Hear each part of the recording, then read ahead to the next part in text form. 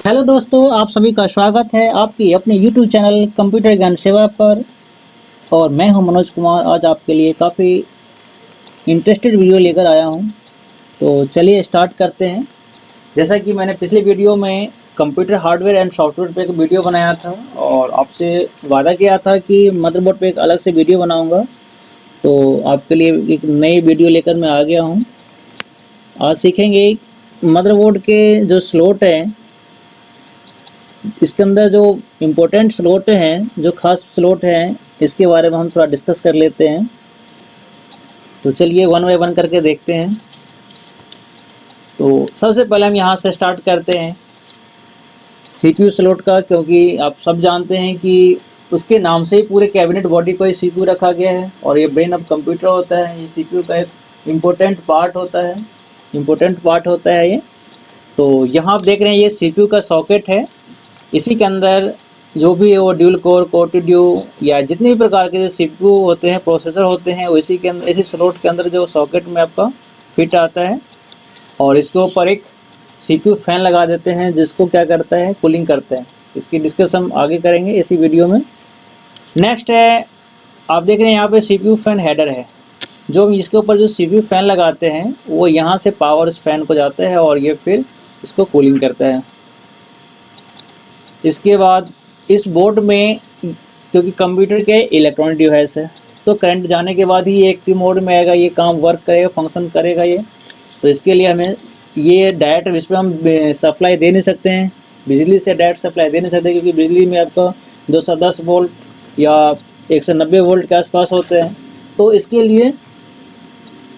लिए हम क्या करते हैं, एक एसएमपीएस जो पावर सप्लाई होता है वो लगाते हैं और वो फिर यहाँ से आपका ये मदरबोर्ड, ये देख रहे हैं, ये जो स्लॉट है 24 पिन का ATX पावर कनेक्टर जो आप देख रहे हैं वो यहाँ पे अटैच होता है, जिससे इस पूरे बोर्ड में सप्लाई, इलेक्ट्रिक जो होता है, करंट सप्लाई जाता है। और प्रोसेसर के सप्लाई के लिए हमें अलग से यहाँ पे आप देख रहे हैं 8 पिन का जो है 12 वोल्ट, कितने वोल्ट के होते हैं, 12 वोल्ट के होते हैं, याद रखना है। ये आपको, ये प्रॉपर सीपीयू के लिए जाता है, ठीक है। तो समझ में आ गया होगा। नेक्स्ट है, इसी प्रकार इसके अंदर आपका है, अब यहाँ पर हम देख लेते हैं जो कुछ बटन है। जैसे कि आप आगे जो सीपीयू ऑन करते हैं तो आगे एक बटन प्रेस करते हैं, तो ये पावर बटन होता है। यहीं से इसके कनेक्टर को हम वायर के थ्रू आगे लेके जाते हैं और वहाँ से हम इसको प्रेस करते हैं। इसमें आपको दो प्रकार के बटन होते हैं, रीसेट पावर बटन। उसके बाद आपका आ गया यहाँ पे सीमोस स्विच हो गया। और इसके अंदर क्या हो गया, तो DDR3 रैम स्लॉट होता है। ये DDR2, DDR3 और DDR1 ये बोर्ड पे डिपेंड करता है कि DDR1 या DDR2 या DDR3 रैम लगेगा। जो लेटेस्ट बोर्ड आ रहे हैं इसमें आपका DDR3 रैम लगते हैं, जो रैम पे भी हम बाद में एक वीडियो बनाएंगे। इसके बाद आपका USB 3 हेडर है, साटा कनेक्टर, साटा पावर कनेक्टर, क्योंकि दोनों का कनेक्टर जो अलग अलग आते हैं, तो ये इसका साटा पावर कनेक्टर। हार्ड डिस्क दो प्रकार के यहाँ पर यूज हम करते हैं कंप्यूटर में, साटा और ID। तो ये साटा कनेक्टर हो गया। और इसी प्रकार इसके अंदर आपका ID कनेक्टर भी लगते हैं। इसके बाद आपका इसके अंदर जो कई सारे USB 2 हेडर का हो गया, आपका फ्रंट पैनल ऑडियो के लिए हो गया। इसके अंदर कई सारे आप यहाँ पर देख रहे हैं कि जो सिमोस बैटरी है। इसके बाद इसको बोलते हैं, ये जो आपका PCI स्लॉट होता है। तो PCI स्लॉट जो होते हैं, PCI स्लॉट आपका इसके अंदर एक्सटर्नल डिवाइसेस लगा सकते हैं, जैसे साउंड कार्ड लगा सकते हैं आप, वीडियो ग्राफिक कार्ड आप लगा सकते हैं। जिसके अंदर जो PCI का स्लॉट है, इसके अंदर हम एक्सटर्नल डिवाइसेस इसके अंदर हम यूज कर सकते हैं। तो चलिए अब हम वन बाय वन करके हम एक देखते हैं। नेक्स्ट है आपका जो पैनल होता है,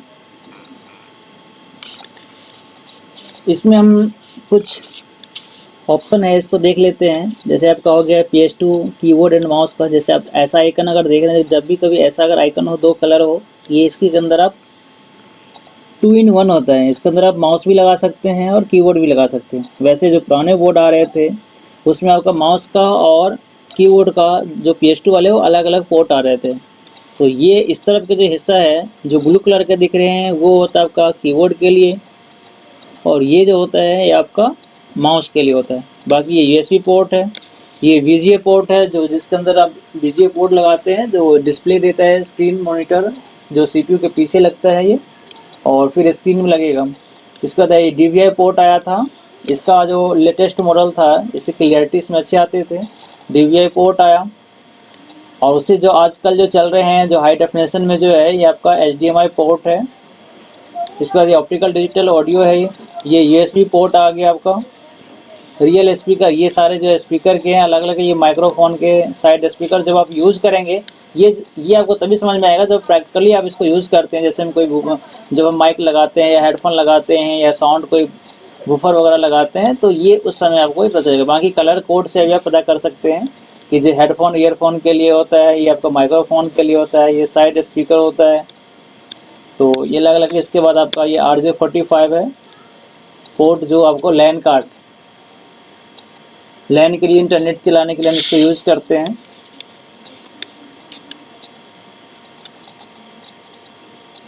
इसके बाद नेक्स्ट है आपका CPU सॉकेट।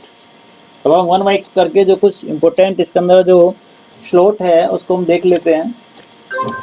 तो इसमें आपका है CPU सॉकेट। तो CPU is the brain of computer. CPU क्या है? Brain of computer, where fetching, decoding and execution program occurs, also referred to as the processor, microprocessor, the processor chip, classify the name of the manufacturer, type of the processor। ये जो आप जो कहते हैं कि हमें ड्यूल कोर या i3, ये सब क्या होता है? सिस्टम की अलग अलग ये स्पीड डिपेंड करता है। जो कोर होते हैं ना, क्वाड कोर, इसके अंदर जो कोर होते हैं ये डेटा ट्रांसफ़र करने का जो बिट रेट होता है वो स्पीड होता है। जो आजकल जो लेटेस्ट में आ रहे हैं, जैसे कि आप i7 या अभी मार्केट में आपका i10 आ गया, तो ये सब क्या होता है? डेटा को ट्रांसफ़र करने का स्पीड को ये डिपेंड करता है इस पर। इसके बाद अगला पॉइंट है आपका मेमोरी स्लॉट है। तो मेमोरी स्लॉट जो जिसके अंदर प्राइमरी मेमोरी जिसको हम रैम कहते हैं, जनरली कंप्यूटर कंसिस्ट 2 to 4, मतलब जनरली जो होते हैं इसके अंदर कम से कम 2 और मैक्सिमम इसमें 4 पोर्ट होते हैं, इसके अंदर स्लॉट होते हैं रैम लगाने के लिए, जिसमें random access memory store the mobile data temporarily, improve stream speed while working. So at any instance, if the processor required any data active program, it does not have the search the hard disk। ये आपका just जब हम काम कर रहे होते हैं, जब मेरा सिस्टम ऑन होता है तो उस समय जो भी हम टाइप करते हैं वो रैम के ऊपर होता है। ये जस्ट टेम्परेरी होता है, ये परमानेंट हम इसको हम सिर्फ हार्ड डिस्क की डेटा को हम सर्च कर सकते हैं, बस इसकी डेटा को हम सर्च नहीं कर सकते हैं। It is different from other hard disk from flash drive, it is the lost data once the power is off। जैसे हम पावर ऑफ करते हैं तो इसकी जो डेटा होते हैं, इसके अंदर जो भी डेटा होता है वो सारा क्या होता है? तो लॉस हो जाता है। SD RAM DDR for desktop, जो SD RAM और DDR RAM जो है वो डेस्कटॉप के लिए होता है, एंड SDIMM जो रैम होता है वो आपका लैपटॉप के लिए यूज होता है। तो ये जो आप देख रहे हैं जो स्लॉट है ये रैम के स्लॉट है। इस प्रकार से रैम जो आप देख रहे हैं, किस प्रकार से रैम लगाने की जो एक्चुअल तरीका, सही तरीका होता है यही होता है। दोनों साइड से हम कॉर्नर पर पकड़ के फिर इसको हम दोनों तरफ प्रेस करके दबाते हैं और फिर इसको लॉक कर देते हैं। अगर आपका रैम स्लॉट में अगर सही से रैम अगर नहीं बैठा है तो आपको हो सकता है कि वो स्लॉट शॉर्ट हो सकता है, या रैम आपका जो है वो शॉर्ट हो सकता है, या बोर्ड शॉर्ट हो सकता है। इसीलिए जब भी कभी आप रैम जब लगाते हैं स्लॉट के अंदर तो दोनों थंब से दोनों साइड आप प्रेस करके फिर इसको आप लॉक करें और एक बार जरूर चेक कर लें। नेक्स्ट है बायोस। ये भी एक इम्पोर्टेंट कंपोनेंट है। द बेसिक इनपुट आउटपुट, जो बेसिक इनपुट आउटपुट, क्योंकि हमारा सारा काम जो है वो इनपुट आउटपुट पे ही डिपेंड करता है। सिस्टम को हम वर्क देते हैं वो इनपुट कहलाता है, जो मुझे मिलता है वो आउटपुट कहलाता है। तो बेसिकली हमारा जो काम है वो इनपुट आउटपुट का ही है। तो जो बायोस जो है, the basic input output is read only type memory and interface between hardware and software. ये हार्डवेयर और सॉफ्टवेयर के बीच में इनपुट आउटपुट का ये कंट्रोल करता है। It is also called device driver, इसको हम डिवाइस ड्राइवर भी कहते हैं, simply driver. The code required operate keyboard, display, mouse and other function input output are loaded in the BIOS.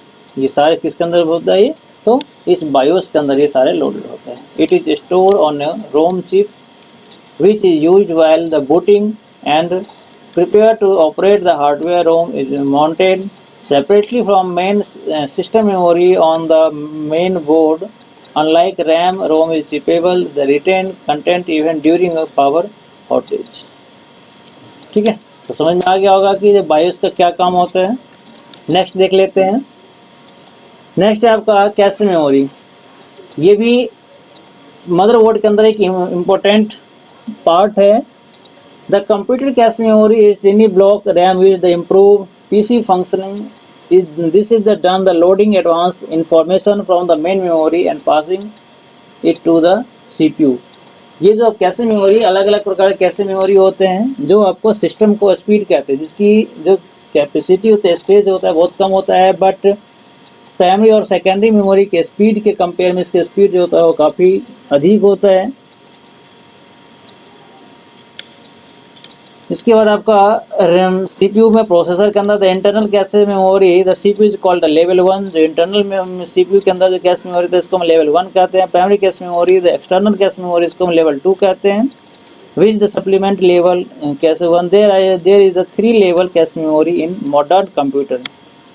आजकल जो कंप्यूटर चल रहे हैं उसमें लगभग 3 लेवल के कैश मेमोरी पाए जाते हैं। फर्स्ट और सेकेंड लेवल जो होता है वो आपका प्रोसेसर के अंदर में होता है, इंटरनल एक्सटर्नल, और बाकी जो आपको मैंने ऊपर बता दिया। Implemented outside the processor die in the computers L1 and L3 cache memory is mounted into the die. जैसे अगर आपका अगर प्रोसेसर अगर डाई हो गया तो आपका L1 और L2 जो कैश मेमोरी होता है वो लगभग समझो कि वो डाई हो गया। ठीक है, तो ये भी आपका एक इम्पोर्टेंट पार्ट है मदरबोर्ड के अंदर। अगला है साटा कनेक्टर।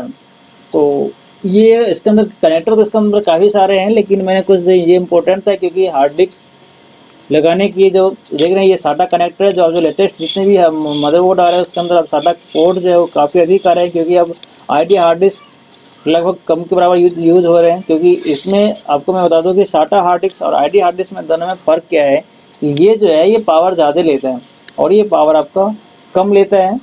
इससे ये इसके कंपेयर में ये फास्ट होता है। तो इसीलिए आजकल जो लेटेस्ट जितने भी बोर्ड आ रहे हैं उसमें सभी में साटा हम हार्ड डिस्क यूज़ करते हैं, आईडी का बहुत कम यूज़ करते हैं। तो साटा सीरियल एडवांटेज टेक्नोलॉजी, ये क्या आपका एडवांस टेक्नोलॉजी है। Attachment connector are the latest type of the connector are the faster than ID connector.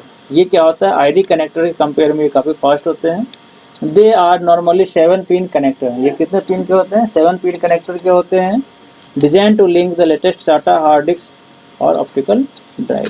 तो ये हो गया आपका आईडी कनेक्टर, जिस प्रकार से एक जो आईडी केबल होते हैं कनेक्टर के जरिए हम हार्ड डिस्क को कनेक्ट करते हैं, और ये आपका साटा कनेक्टर हो गया। ठीक है, अब नेक्स्ट है कंप्यूटर चिपसेट। तो कंप्यूटर चिपसेट में आपका chipset coordinate the data flow between CPU set में। इस कंप्यूटर चिपसेट का काम क्या होता है, ये कोऑर्डिनेट करता है डाटा फ्लो बिटवीन सीपीयू के बीच में। डाटा सीपीयू से आपको बोर्ड तक डाटा फ्लो करता है। Memory, cache and other main components of a computer they control the data flow between ID channel and other connected devices. इसके अंदर जो दो मेन होते हैं, नॉर्थ ब्रिज और साउथ ब्रिज, इस पे हमारा सब कुछ डिपेंड करता है। North bridge chipset is a memory controller as control the data between CPU and the RAM. North bridge जो होता है ये आपका नॉर्थ ब्रिज हो गया।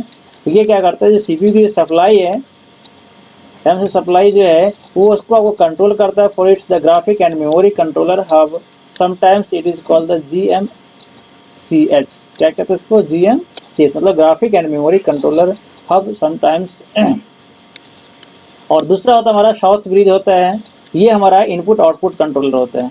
तो अगर हमारे मदरबोर्ड में अगर डिस्प्ले नहीं आ रहा है, मतलब सिस्टम अगर डिस्प्ले नहीं आ रहा है, तो सबसे पहले जो हम इसके अंदर जो प्राइमरी इसके अंदर सबसे पहले हम चेक करते हैं वो हम एक बार रैम देख लेते हैं कि जो हमारे रैम जो है वो प्रॉपर वर्क कर रहा है नहीं, प्रॉपर स्लॉट में लगे नहीं। तो रैम को आपको निकाल के एक बार आप इसको साफ करके दोबारा से लगाए प्रेस करके। आजकल जो कई सारे बोर्ड में आपका रैम का भी इसके अंदर स्पीकर लगे होते हैं। तो अगर आपको डिस्प्ले नहीं आ रहा है, बीप आ रहा, तो ऑटोमेटिक आप समझ सकते हैं कि इसके अंदर डिस्प्ले नहीं आ रहा है, इसका मतलब कि रैम में प्रॉब्लम है। अगर आपका रैम चेक कर ले कि रैम सही है, उसके बाद भी अगर डिस्प्ले नहीं है, हो सकता है कि आपका ये जो नॉर्थ ब्रिज है वो काम नहीं करेगा। क्योंकि जब तक नॉर्थ ब्रिज काम नहीं करेगा तब तक यहाँ से इनपुट आउटपुट का जो प्रोसेसर के अंदर जो डेटा का ट्रांसफ़र नहीं होगा। और साउथ ब्रिज होता है वो इनपुट आउटपुट को कंट्रोल करता है। ये डेटा को हार्ड डिस्क जो सिस्टम से प्रोसेसर और रैम में और प्रोसेसर सिस्टम से इसमें डेटा को ट्रांसफ़र करने के लिए इसको हम यूज़ करते हैं नॉर्थ ब्रिज। तो दो ब्रिज इसके अंदर में मेन होते हैं, साउथ और नॉर्थ ब्रिज। तो अगर सिस्टम के अंदर अगर डिस्प्ले नहीं आ रहा है तो सबसे पहले जो हार्डवेयर वाले होते हैं वो नॉर्थ ब्रिज पहले इसको चेक करते हैं कि क्या ये सही प्रॉपर काम कर रहे हैं या नहीं, या इनपुट आउटपुट में अगर प्रॉब्लम होते हैं डिवाइस में जैसे कीबोर्ड माउस या अदर, तो फिर हम उसे साउथ ब्रिज में चेक करते हैं। तो ये मदरबोर्ड का जो डायग्राम किया गया है ये आपको इजी बनाने के लिए, इसको चेक करने के लिए आपको साउथ और नॉर्थ ब्रिज का इस्तेमाल इसमें हो रखा है। नेक्स्ट है हमारा cooling system, the efficiency and the WT in the key components. ये आप एक बार इसको आप नोट्स बना लेना। मैं बता दूं कि सीपीयू कूलिंग इसकी क्या होता है। एक सीपीयू फैन होता है जो मैंने पहले मदरबोर्ड का जो मैंने स्टार्टिंग में बताया थे, तो ये बताया था कि कनेक्टर होता है, यहाँ जैसे ऑन करेंगे तो फैन चलेगा। ये क्या करता है, तो आपको इसको कूल करता है। अगर ये गर्म नहीं लगाते तो हमारा प्रोसेसर क्या होगा, हीट हो जाएगा, और हीट होकर के हमारा सिस्टम या तो बार बार बंद होगा या फिर ये बंद हो जाता है। तो इसके लिए इसको हम यूज़ करते हैं। तो मैं आशा करता हूँ कि लगभग जो इसके अंदर जो इम्पोर्टेंट पार्ट्स हैं उसकी मैंने डिस्कस कर लिया, क्योंकि अगर आप हार्डवेयर के इसके अंदर डीप आप नहीं जा सकते हैं, चीप लेवल पर नहीं जा सकते हैं, बट ये जो चीज़ें हैं ये बेसिक चीज़ें हैं, ये हमें पता होना चाहिए। अगर मान लो कि हमारे अंदर सिस्टम अगर नहीं चल रहे हैं तो बेसिक चीज़ें ये तो हम खुद भी चेक कर सकते हैं। रैम चेक कर सकते हैं, हमारा फ़ैन चल रहा है या नहीं ये हम चेक कर सकते हैं। तो ये वीडियो बनाने का मेरा मकसद था कि जैसे कि आजकल घर में सभी सिस्टम कंप्यूटर वगैरह यूज़ करते हैं, तो अगर आपका सिस्टम नहीं चल रहा है तो आप कैबिनेट का जो कवर है उसको हटा करके अब ये कम से कम इतना आप चेक कर सकते हैं कि जो हमारे पहले हम चेक करेंगे कि हमारा सीपीयू फैन चल रहा है या नहीं चल रहा है। अगर आपको इससे भी थोड़ा सा अगर आगे नॉलेज है, अगर आपने अगर रैम वगैरह अगर निकाल सकते हैं तो उसको निकाल करके एक बार इसको रबर से इरेजर से इसको आप साफ करके दोबारा लगा करके प्रेस करके आप इसको चेक कर सकते हैं। ये हो गया आपका प्राइमरी ट्रीटमेंट हो गया। अगर इसके बाद भी अगर नहीं चल रहा है तो फिर तो आप जो इलेक्ट्रिक मैकेनिकल है इसके पास आप जाकर के, हार्डवेयर वाले के पास जाकर के आप इसको अपना रिपेयर करवा सकते हैं। तो मैं आशा करता हूँ कि वीडियो आप लोगों को अच्छी लगी होगी, और वीडियो अच्छी लगे तो प्लीज़ इसे लाइक करें और अपने फ्रेंड सर्कल में सब्सक्राइब करें ताकि उन सभी को भी इसका फ़ायदा मिल सके। धन्यवाद।